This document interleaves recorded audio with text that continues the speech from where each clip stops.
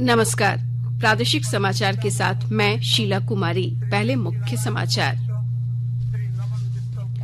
प्रधानमंत्री नरेंद्र मोदी आज नई दिल्ली में राष्ट्रीय युद्ध स्मारक पर आयोजित स्वर्णिम विजय मशाल श्रद्धांजलि और स्वागत समारोह में शामिल हुए। झारखंड विधानसभा का शीतकालीन सत्र शुरू। पहले दिन शोक प्रस्ताव के बाद सभा की कार्यवाही कल पूर्वाह्न 11 बजे तक लिए स्थगित।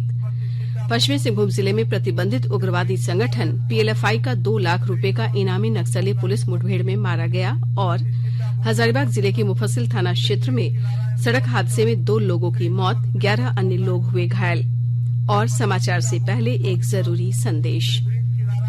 देश जैसे जैसे कोविड-19 के खिलाफ 150 करोड़ कोरोना वैक्सीन के टीके लगाने की दिशा में आगे बढ़ रहा है, वैसे ही नए कोरोना वेरिएंट के बारे में खबरें भी चिंता का कारण बन रही हैं।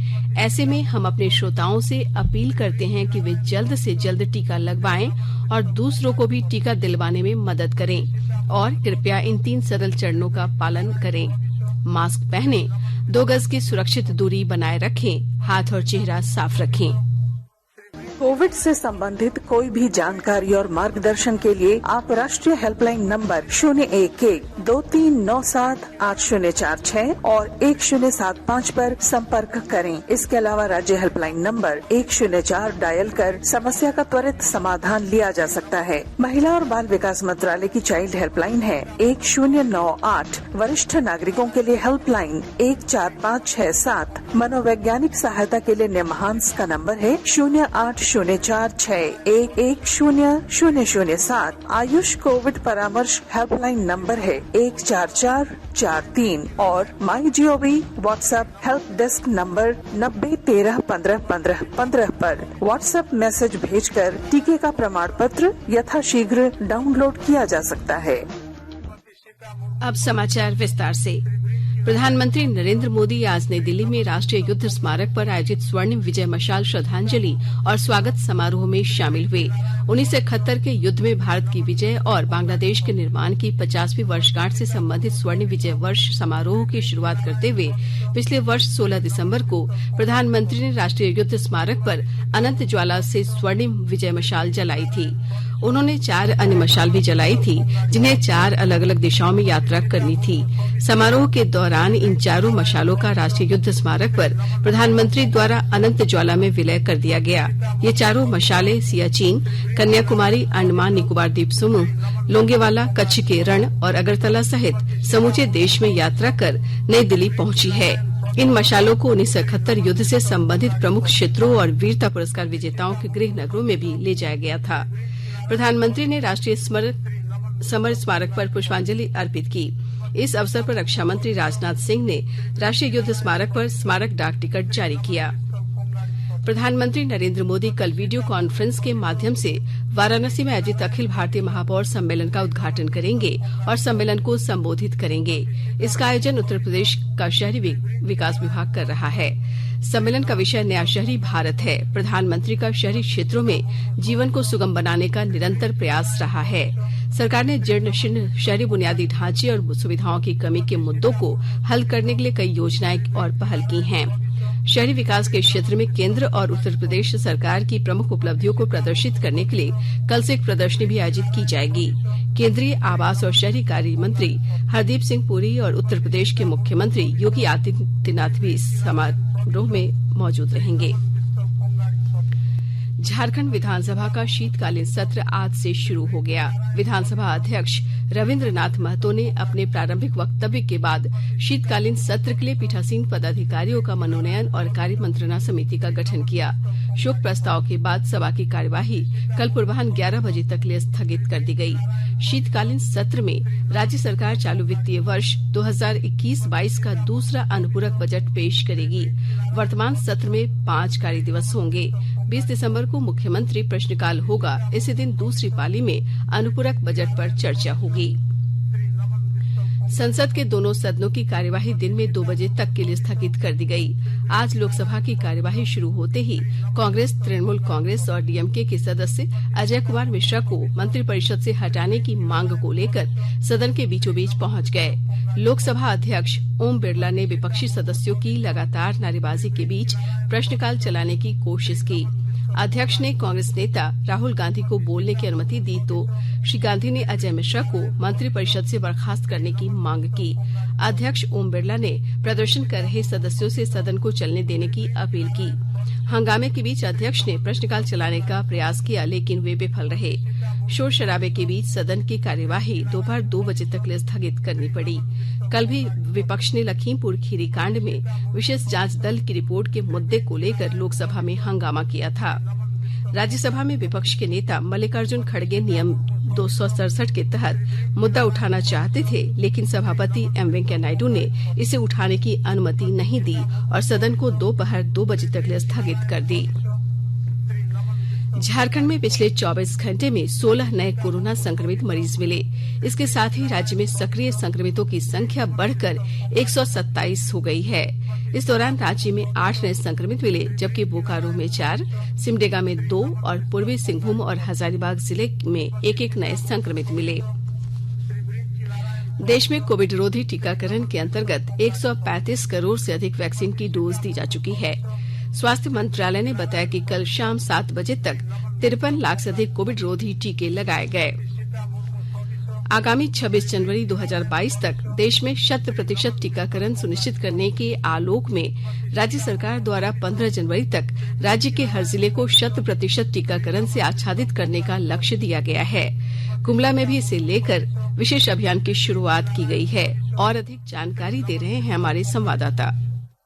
राज्य सरकार द्वारा 15 जनवरी 2022 तक राज्य के हर जिले को 100% टीकाकरण से आच्छादित करने का लक्ष्य दिया है, जिसके आलोक में गुमला जिला के उपायुक्त शिशिर कुमार सिन्हा ने विशेष टीमों का गठन कर टीकाकरण के निर्धारित लक्ष्य को प्राप्त करने को कहा है। उन्होंने जिले में सक्रिय 10 टीका एक्सप्रेस वाहनों की सूची उपलब्ध कराने का निर्देश स्वास्थ्य विभाग को दिया है। उपायुक्त ने बताया कि गुमला जिले में 7,15,633 लोगों को टीकाकृत करने हेतु लक्ष्य निर्धारित किया गया है, जिसके आधार पर 4,84,000 लोगों को टीकाकरण का पहला डोज लगाया जा चुका है, जबकि शेष लोगों को 20 दिनों में टीकाकृत किया जाना है। इस लक्ष्य को पूर्ण करने के लिए प्रतिदिन लगभग 9,249 लोगों को टीका लगाने हेतु लक्ष्य निर्धारित करने की आवश्यकता बताई गई है। जिन गाँवों में 50% से कम प्रथम डोज का टीकाकरण हुआ है, उन गाँवों में अगले 15 दिनों में 80% से अधिक टीकाकरण सुनिश्चित करने का निर्देश दिया गया है। नरेश कुमार, आकाशवाणी समाचार, गुमला।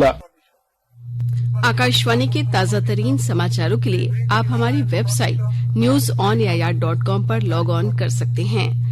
ताजा समाचार Twitter handle @AIR news alerts और Facebook page all India radio news पर भी उपलब्ध है। आप प्रादेशिक समाचार एकांश के ट्विटर हैंडल @AIR न्यूज_रांची और फेसबुक, इंस्टाग्राम पेज तथा YouTube channel AIR news Ranchi पर भी हमारे बुलेटिन सुन सकते हैं। प्रादेशिक समाचार आप आकाशवाणी रांची से सुन रहे हैं। और अब पेश है कोरोना से बचाव के कुछ संदेश। कोविड-19 से बचाव और सुरक्षित रहने के 3 उपाय। मास्क लगाएं, 2 गज दूरी है जरूरी, सुरक्षित दूरी रखें, हाथ और मुंह साफ रखें।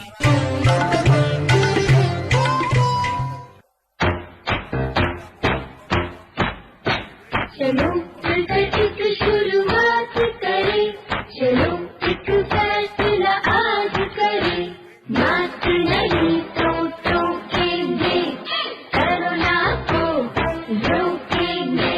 चलो एक वादा करते हैं, चलो कुछ वादा करते हैं, मास्क नहीं तो टोकेंगे, कोरोना को रोकेंगे। भारत सरकार द्वारा जनहित में जारी। समाचार में आपका फिर से स्वागत है। पश्चिमी सिंहभूम जिले में सुरक्षा बलों ने PLFI के एरिया कमांडर मंगरा लुगुन को मार गिराया है। बताया गया कि उग्रवाद प्रभावित गुदरी थाना क्षेत्र के लेपा जंगल में कल देर रात PLFI उग्रवादियों के साथ सुरक्षा बलों की मुठभेड़ हुई थी। इसके बाद चलाए गए सर्च ऑपरेशन में आज सुबह एक उग्रवादी की लाश बरामद हुई, जिसकी पहचान मंगरा लुगुन के रूप में की गई। मंगरा पर सरकार की तरफ से 2 लाख रुपए का इनाम घोषित किया गया था, जो गोइलकेरा और गुदरी क्षेत्र के सारूगढ़ा और लेपा और बुरगुलीकेरा के आसपास काफी सक्रिय था। सुरक्षा बलों को नुकसान पहुंचाने समेत हत्या और ठेकेदारों से लेवी वसूलने जैसे कई आपराधिक मामले भी उसके खिलाफ दर्ज हैं। सुरक्षा बलों को उसके भ्रमणशील होने की सूचना मिलने पर अभियान चलाया गया था, जिसमें उसके दस्ते के साथ मुठभेड़ हुई थी। इसके बाद जिला पुलिस और सीआरपीएफ ने घेराबंदी कर लेपा जंगल में उसे मार गिराया। फिलहाल सर्च अभियान जारी है और पुलिस के वरीय अधिकारी घटनास्थल पर पहुंचे हैं। अमृत महोत्सव के तहत आकाशवाणी के साप्ताहिक क्विज में आइए आप भी शामिल हों। आजादी के 75 वर्षों का पर्व अमृत महोत्सव प्रत्येक बुधवार शाम 7 बजे प्रसारित होने वाले प्रादेशिक समाचार के दौरान पूछे गए प्रश्न का सही उत्तर देने वाले एक प्रतिभागी इनाम का हकदार होगा। इसके लिए सुनते रहें आकाशवाणी रांची का प्रसारण।